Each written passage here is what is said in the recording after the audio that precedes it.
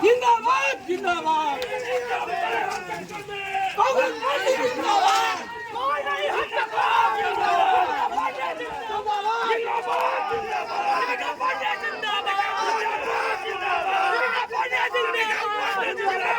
जिंदाबाद क्यों पड़े हो चक्कर में कोई नहीं है टक्कर में क्यों पड़े हो चक्कर में कोई नहीं है टक्कर में क्यों पड़े हो चक्कर में कोई नहीं है टक्कर में क्यों पड़े हो चक्कर में कोई नहीं है टक्कर में क्यों पड़े हो चक्कर में कोई नहीं है टक्कर में जरा सा ऊपर भाई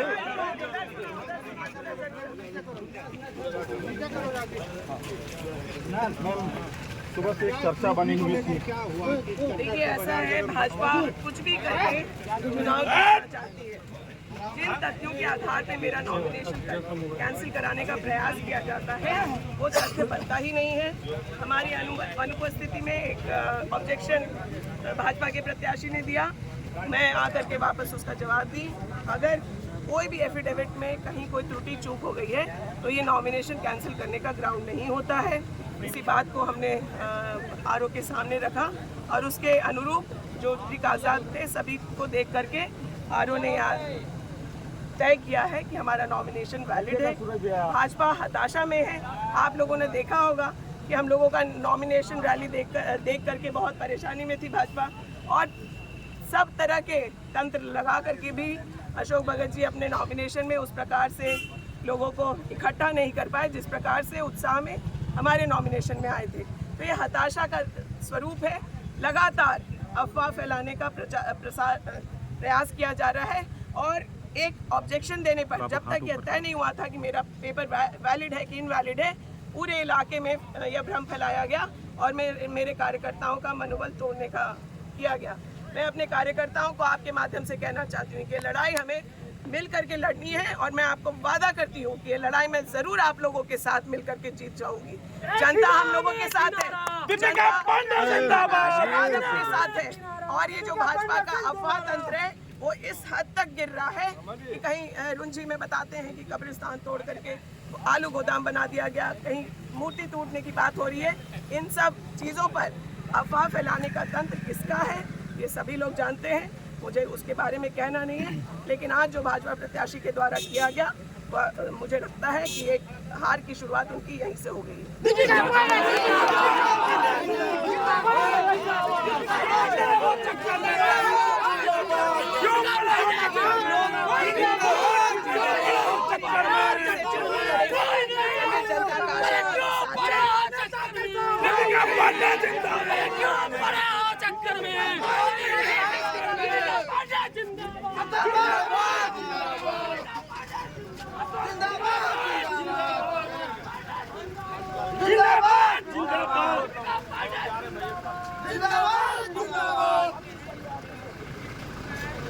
अरे क्यों पड़े हो चक्कर में? कोई नहीं है। क्यों पड़े हो चक्कर में? जिंदाबाद जिंदाबाद जिंदाबाद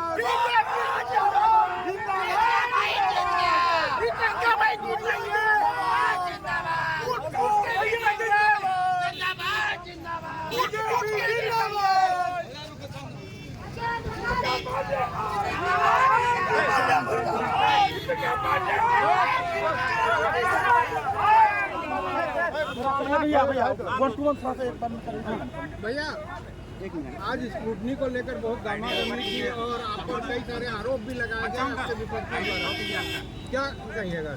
देखिए 2020 में एक आदिवासी उत्पीड़न का मामला माननीय दीपिका पांडे जी पर हुआ और ये मामला में इनको क्लीन चिट नहीं मिला है, लेकिन अपने ये एफिडेविट में अपने नॉमिनेशन में इस क्रिमिनल एक्टिविटी को इन्होंने छुपाया था। तो हमारी मांग थी कि कर्नाटका हाईकोर्ट का जो आदेश है और इसमें नॉमिनेशन को कैंसिल किया जाए और एफआईआर दर्ज किया जाए, लेकिन यदि यही कोई साधारण कैंडिडेट रहता तो आज उसका नॉमिनेशन भी कैंसिल हो जाता और उस पर एफआईआर भी दर्ज हो जाता। लेकिन ये एक सरकार की पार्टी के पदाधिकारी यहाँ बैठे हुए हैं, ये फैसला इन्होंने उनके पक्ष में दिया है एफआईआर करने की। मेरी बात पर कि एफआईआर तो अभी भी बनता है, बोला इस पर बाद में विचार करेंगे। इससे तो यही प्रतीत होता है कि आदिवासी के अत्याचार का मामला जो ट्रिब्यूनल मामला है, इससे इस निर्वाचित पदाधिकारी सहमत नहीं हुए। मामले को देखते हैं कहाँ तक ले जाएंगे। सर आप एक सशक्त आरोप, क्या लगता है पक्षपात हुआ आपके साथ? निश्चित रूप से पक्षपात हुआ है, क्योंकि साधारण कैंडिडेट कोई खड़ा रहता, निर्दलीय रहता और उस पर यदि आदिवासी उत्पीड़न का मामला रहता, आज उस पर एफआईआर भी होता और उसका नॉमिनेशन भी कैंसिल होता। आगे क्या करेंगे? आगे देखते हैं अपने वकील से सलाह करके। जो सर आप पर ये अफवाह फैलेगा कि आप एक सशक्त कैंडिडेट हैं, आप ऐन मौके पर ये सवाल उठाकर आप अपने चुनाव को कमजोर करना चाहते हैं। देखिए मामला आदिवासी उत्पीड़न का क्रिमिनल मामला है, ये मामला कानून के तहत उठाने का मामला है, कोई न कोई तो कानून का मामला उठाएगा। तो मैं भारतीय जनता पार्टी का प्रत्याशी हूँ, ये मामले को उठाए कि आदिवासी अत्याचार के मामले पर और इन्होंने संज्ञान नहीं लिया, तो इसको हम लोग देखेंगे आगे कैसे क्या करते हैं। तो चुनाव आयोग पर ही सवाल उठा रहे हैं। मैं चुनाव आयोग पर हमें इस मामले पर जाएंगे अगले जहाँ तक अपने वकील से सलाह करेंगे और फिर उसके बाद देखते हैं क्या हो सकता है। चलिए अशोक भैया जिंदाबाद, अशोक भैया जिंदाबाद, जिंदाबाद, जिंदाबाद।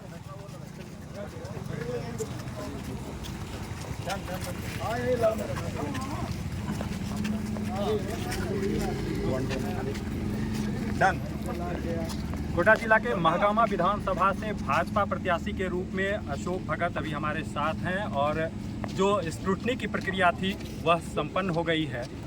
इनसे हम तमाम मुद्दों पर बात करते हैं।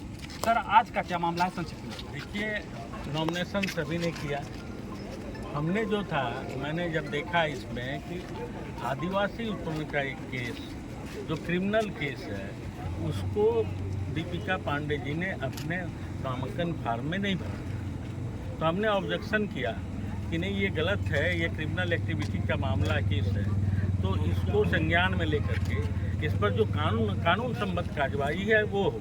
तो इन्होंने फिर उस समय स्टे कर दिया कि इसको आने दें, तो दीपिका पांडे जी को आने दें, सामने बहस हो जाएगी। तो हमने भी कर्नाटका हाईकोर्ट का इसमें डिसीजन दिखाया था कि इसमें एफआईआर होना चाहिए, नॉमिनेशन कैंसिल होना चाहिए, लेकिन उन्होंने कोई जजमेंट अरेस्टिंग होनी चाहिए, लेकिन ये एफआईआर भी करने के लिए तैयार नहीं।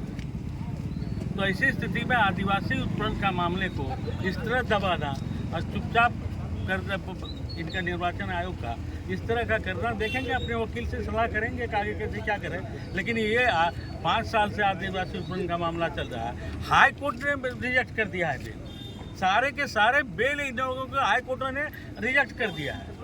लेकिन सत्ता है, शासन है, तो कोई वारंट गिरफ्तार नहीं करता है।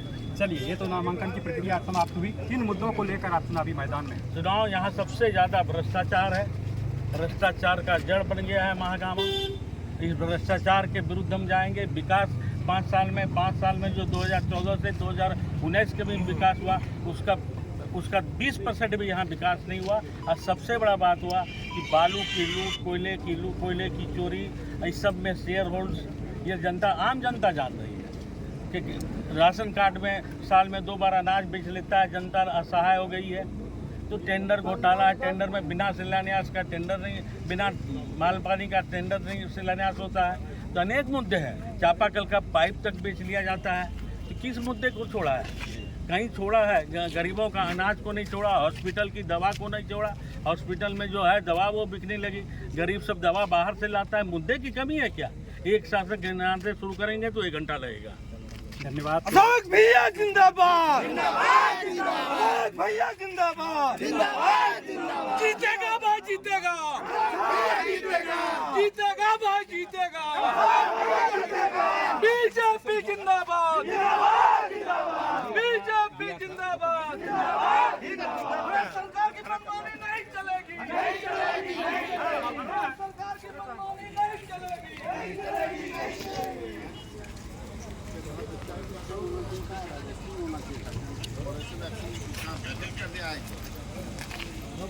हुआ शंकर सुमन केसरी नंदन।